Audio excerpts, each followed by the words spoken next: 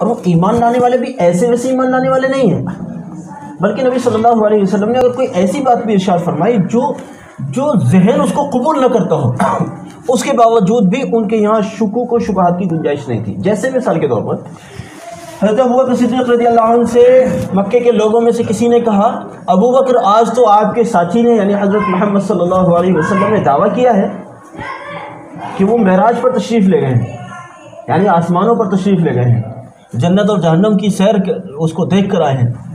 آپ کے ساتھی نے دعویٰ کیا ہے کہ تم کہتے ہو کہ میرے ساتھی نے دعویٰ کیا کہ ہاں میں کہتا ہوں کہ تمہارے ساتھی نے دعویٰ کیا کہ ٹھیک ہے، بس اگر میرے ساتھی یعنی حضرت محمد صلی اللہ علیہ وسلم نے اگر اس کا دعویٰ کیا ہے، وہ ایسا کہہ رہے ہیں کہ میں آج معراج پر گیا تھا، بس ٹھیک ہی کہہ رہے ہیں.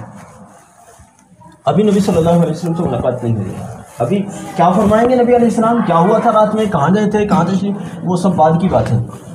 ابھی تو یہ ہوا ہے کہ ایک دوسرے شخص نے کہا ہے کہ حضرت محمد صلی اللہ علیہ وسلم آج ایسی بات کہتے ہیں. اتنا اعتماد، اتنا اعتبار. پھر نتیجہ کیا ہوا؟ نتیجہ یہ ہوا کہ ہمیشہ کے لیے صدیق کا لقب ملا، اور صدیق کا لقب نہیں ملا بلکہ صدیق اکبر کا لقب ملا. ولایت میں نبوت کے بعد سب سے بڑا مقام جو ہوتا ہے صدیقیت کا ہوتا ہے. نہ کوئی قطب، نہ کوئی غوث، نہ کوئی ابدال، نہ کوئی بھی جتنے بھی ولایت کے درجے ہیں ان میں سب سے بلند جو درجہ ہوتا ہے وہ صدیق کا ہوتا ہے نبوت کے بعد. اور پھر صدیق میں بھی صدیق اکبر ہو کہ امت میں ایسا کوئی صدیق ہوا ہے نہ ہوگا، اتنا اعلیٰ مقام. بات کیا ہے؟ ایمان کی وہ کیفیت ہے، کسی تصدیق کی ضرورت نہیں ہے، کسی تصدیق و تحقیق کی ضرورت نہیں ہے. بس حضرت محمد صلی اللہ علیہ وسلم نے جو بات فرما دی وہ حق ہے، وہ حق ہے. باتیں تو خیر ان کے بارے میں اور بھی بہت ساری کی جا سکتی ہیں، ان کی قربانیاں، ان کی اللہ کی راہ میں خرچ کرنا، اور ان کا اعتماد، ان کا توکل، ان کا اللہ سے تعلق، اس کے رسول علیہ السلام سے تعلق، دین کو بچانا، دین کو ساری دنیا تک پہنچانے کی کوشش، اور وہ ساری کی ساری وہ بہت ایک لمبا چوڑا ایک عنوان ہے. لیکن بھائیو اصل چیز کیا ہے؟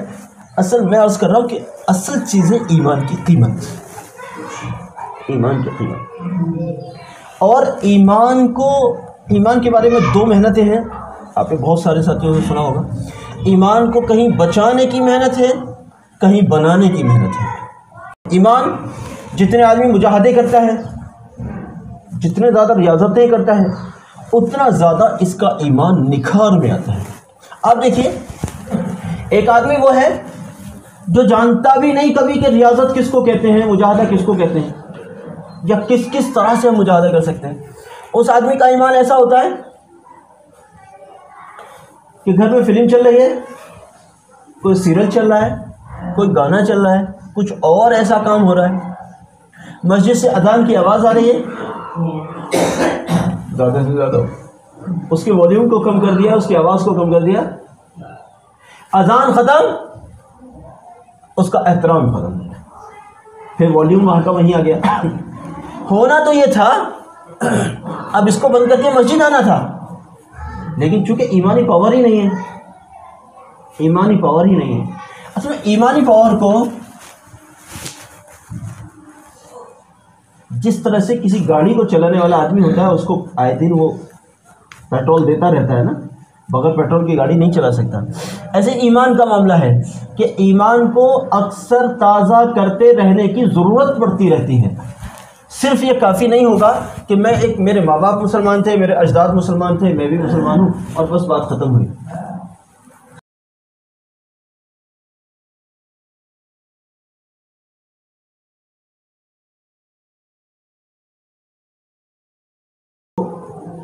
تازہ کرتے رہنے کی ضرورت ہے. اب ایمان کو تازہ کرنے کے لیے کوئی مدرسے میں جاتا ہے کہ ایمان کو سیکھوں، کوئی جماعت میں جاتا ہے کہ ایمان پر مجاہدہ کروں تو کچھ رنگ آئے گا، کچھ میرے اندر ایمان کا شوق آئے گا.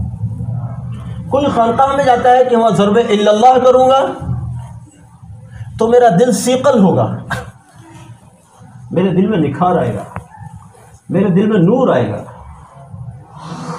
یہ سارے کے سارے ایمان کو کامل کرنے، ایمان کو بنانے، ایمان کو بچانے کی کوشش میں لگے ہوئے ہیں. اور یہ سارے کے سارے ایک دوسرے کے معاون ہیں، ایک بھی ان میں سے کسی کے مقابل نہیں ہے۔ جو کسی کے مقابل اپنے کو سمجھتا ہو وہ اپنے دماغ کا علاج کرائے گا۔ یہ سب شعبے ایک دوسرے کے معاون ہیں، ایک دوسرے کے معاون ہیں۔ اگر ایک دوسرے کے معاون نہیں سمجھے گئے تو پھر نقصان ہو جائے گا، اور دین کا نقصان ہوگا، امت کا نقصان ہوگا۔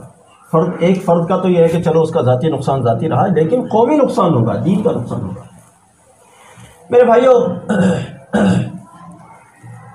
اس کے لیے کہیں ایسا ہوتا ہے، جیسا میں نے ذکر کیا کہ کوئی مدرسے جاتا ہے، کوئی جماعت میں جاتا ہے، تو کوئی خانقاہ میں جاتا ہے۔ خانقاہ میں جا کے کیا کرتا ہے؟ وہ اللہ کا ذکر کرتا ہے، اور اللہ کا ذکر ہم سب کی ضرورت ہے، ہم سب کی ضرورت ہے اللہ کا ذکر۔ کہ اگر اللہ کا ذکر نہیں ہوگا تو مدرسے میں رہ کر 10 سال جس کتاب کے پیچھے پڑا ہوا ہے وہ کتاب سمجھ میں نہیں آئے گی، یا یوں کہو اتنی سمجھ میں نہیں آئے گی جتنا ایک ذاکر کو سمجھ میں آ سکتی ہے۔ یعنی ذاکر کا مطلب وہ ذاکر جو ذکر کے ساتھ طالب علمی کرتا ہو، ذکر کے ساتھ اس کتاب کو پڑھتا ہو، جتنا وہ سمجھے گا اتنا دوسرا نہیں سمجھے گا۔ ایسا سمجھو، آپ لوگ یہاں فضائل اعمال، منتخب اور دوسری کتابیں پڑھتے ہیں، اگر ایک آدمی ایسا ہے کہ وہ ذکر کی کثرت کرتا ہے تو اس کے اوپر یہ کتاب کسی اور ڈھنگ سے کھلے گی، اور ایک آدمی یہ ہے کہ بس بازاروں میں گھومتا ہے، ذکر سے دور کا بھی واسطہ نہیں ہے، تو اس کے سمجھ میں صرف اتنا آئے گا جتنا لکھا ہوا ہے، اگر اتنا بھی آیا تو۔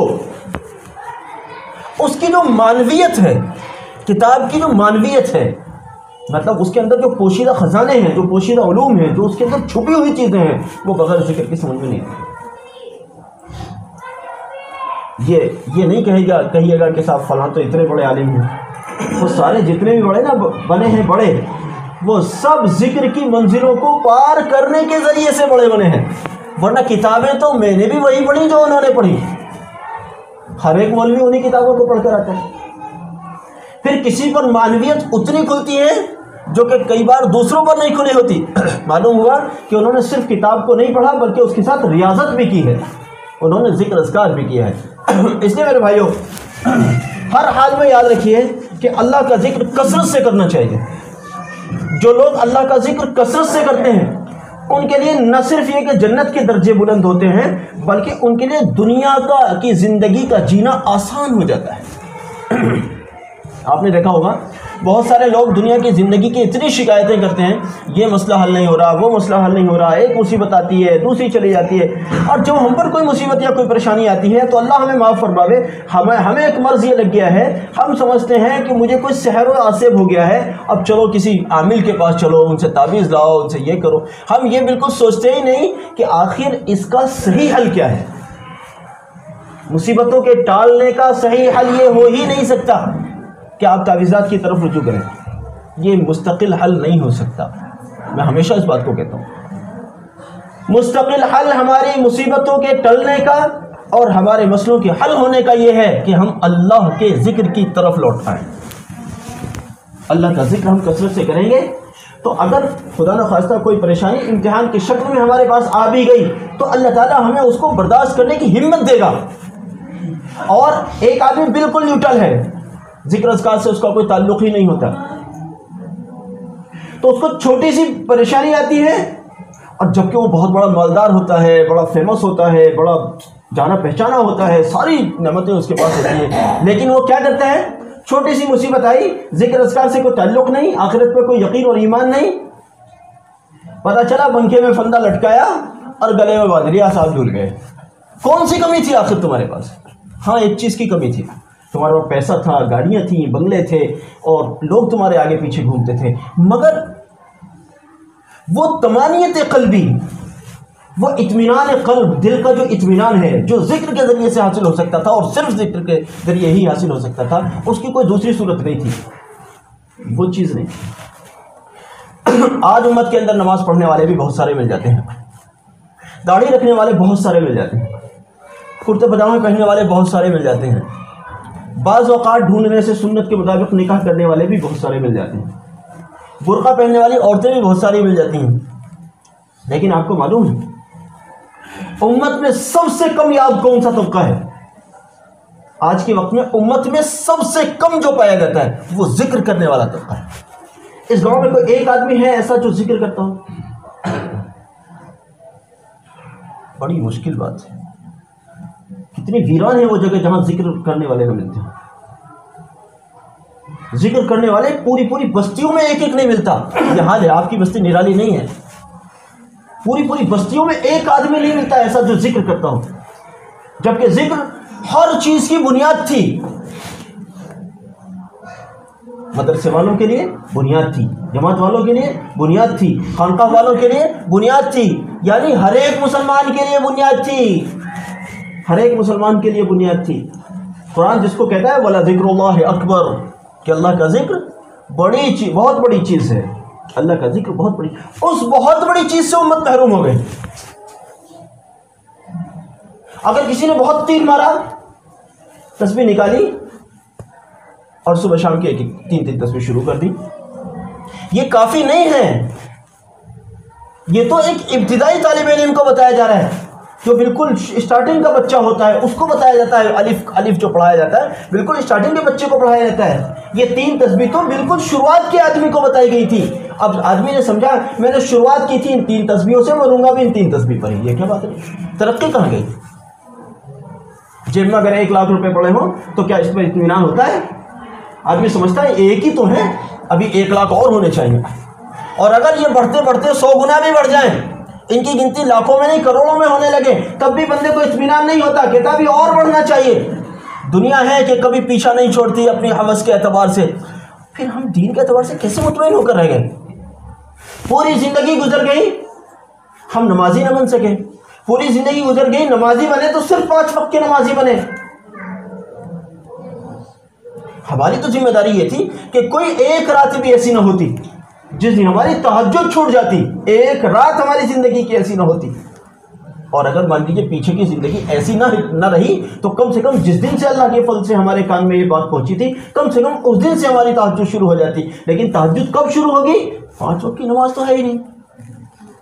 تہجد کہاں سے آئے گی؟ تہجد کہاں سے آئے گی؟ اور جب تہجد میں اٹھ کر اللہ کے سامنے رونا نہیں ہوگا تو پھر مسئلے کیسے حل ہوں گے؟ اور تہجد بغیر ذکر کے نہیں ہو سکتی. تہجد بغیر ذکر کے نہیں ہو سکتی. جس طرح